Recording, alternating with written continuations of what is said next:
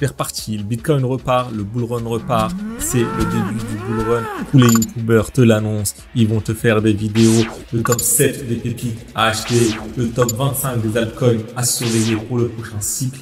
La réalité, c'est que si tu veux réussir ton bull run, tu as juste 3 choses à faire. Savoir quelle crypto acheter, savoir quand acheter et savoir quand vendre. Et c'est ce qu'on va voir dans cette vidéo.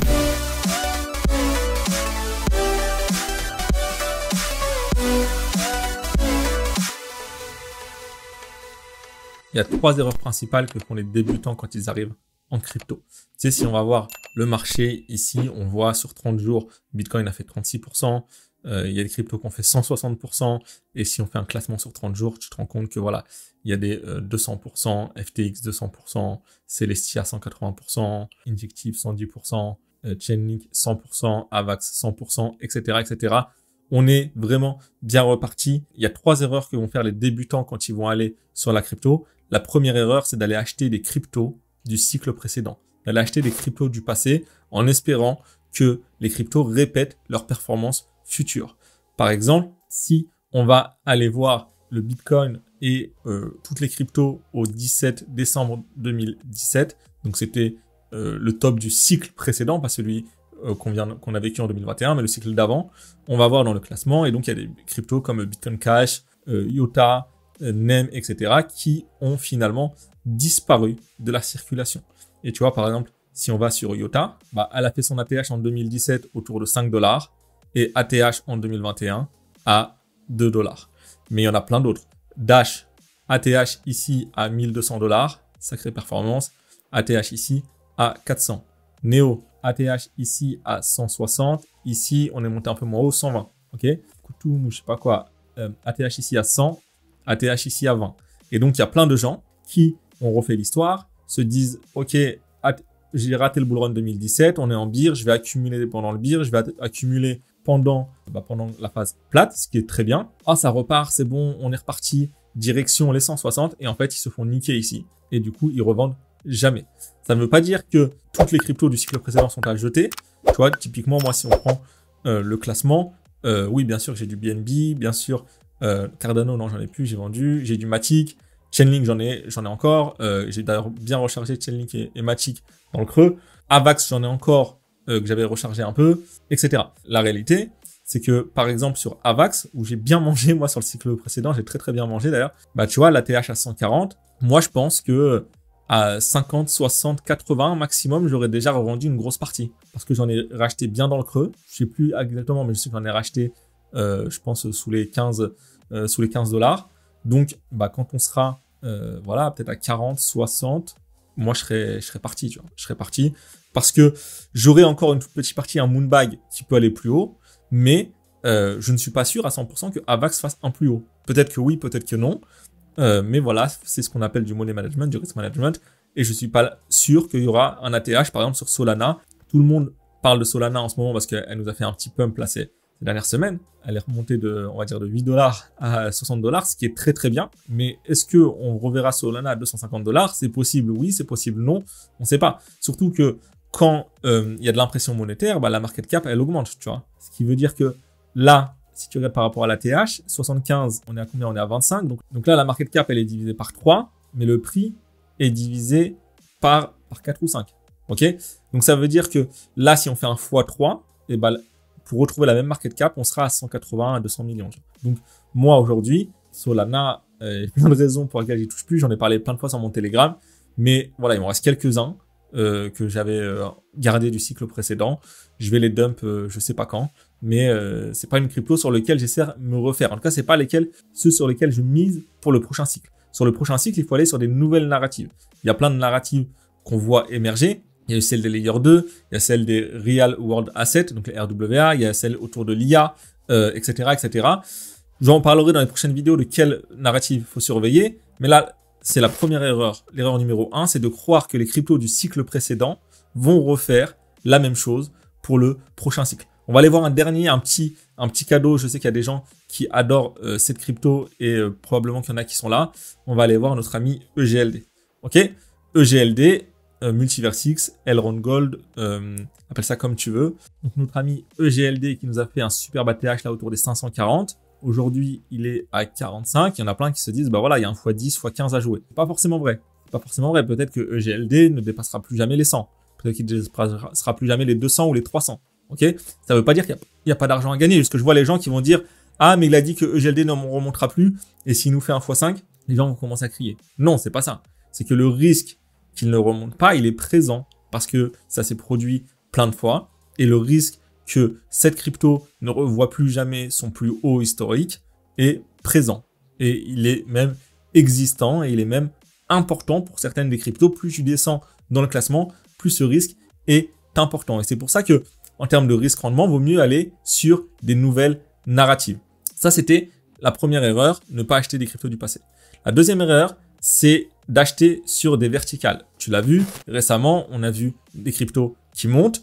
Donc là, il y a EGLD qui nous fait un rebond, mais par exemple, tu l'as probablement entendu parler, Tao, sur lequel moi je suis rentré dans cette zone-là, à peu près. Là, en quelques semaines, elle est passée de 46 à plus de 150, donc elle nous a fait un x3, c'est super. Maintenant, est-ce que c'est le moment de rentrer? Bien sûr que non. Quand tu regardes en weekly, tu vois bien que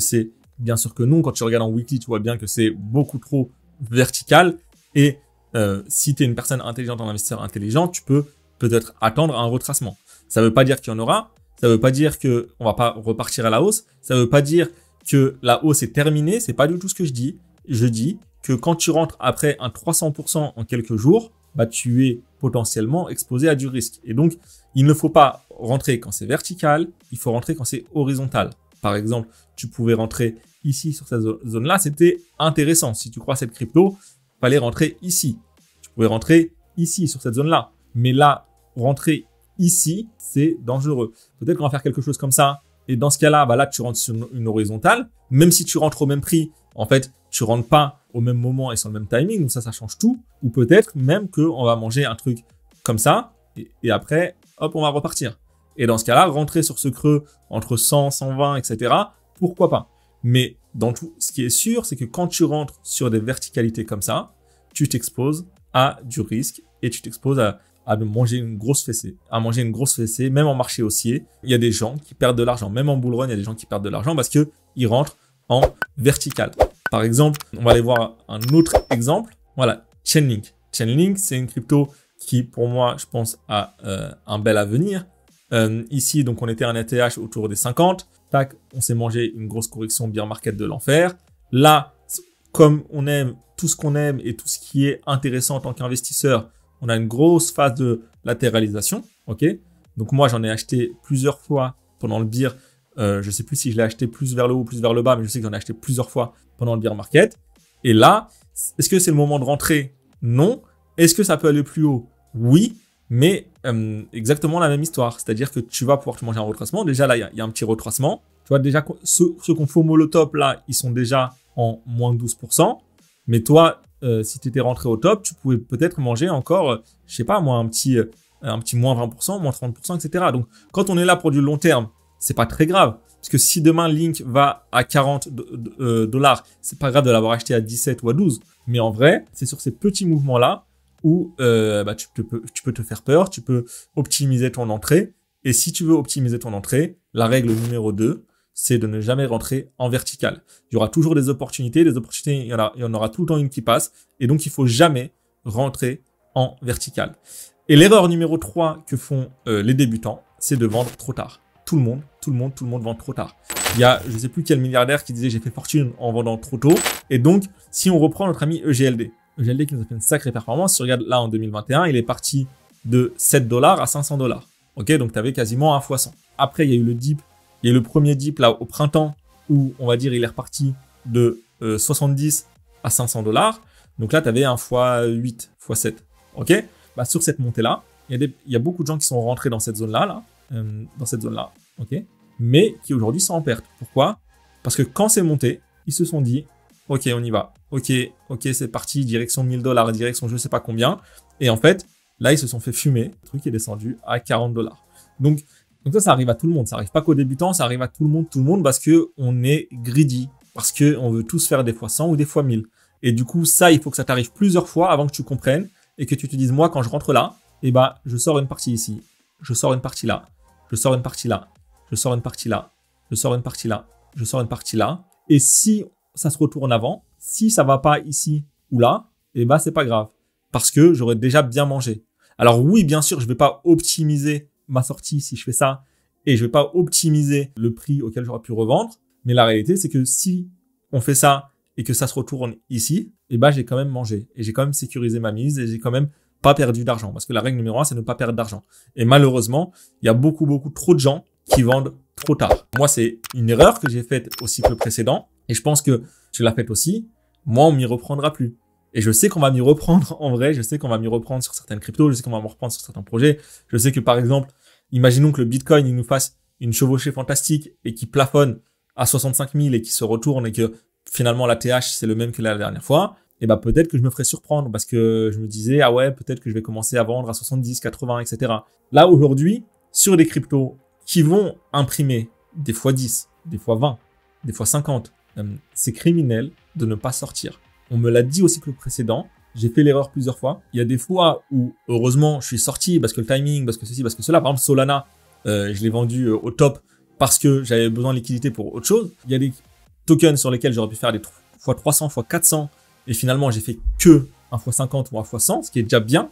La réalité, c'est que quasiment à chaque fois où j'ai fait moins d'argent que ce que j'aurais pu faire sur un token, c'est pas parce que je l'ai vendu trop tôt, c'est parce que je l'ai vendu trop tard. Et donc, si on résume, si tu veux faire de l'argent dans le bull run, il y a 4 choses à faire. Numéro 1, c'est t'abonner, bien sûr, et suivre les prochaines vidéos. Ensuite, il faut acheter les bonnes cryptos. Arrête de te concentrer sur les cryptos du passé, concentre-toi sur les cryptos d'avenir avec les bonnes narratives qui sont en tendance. Ensuite, il faut acheter ces cryptos quand elles sont à l'horizontale et pas quand elles sont à verticale. Ne surtout pas FOMO et savoir revendre au bon moment. Quand ça part en verticale, que tu es en profit, prends des profits, sécurise ta mise et surtout, n'hésite pas à vendre trop tôt parce qu'il vaut toujours mieux vendre trop tôt que trop tard. Pense à t'abonner. Rendez-vous à la prochaine vidéo. Ciao.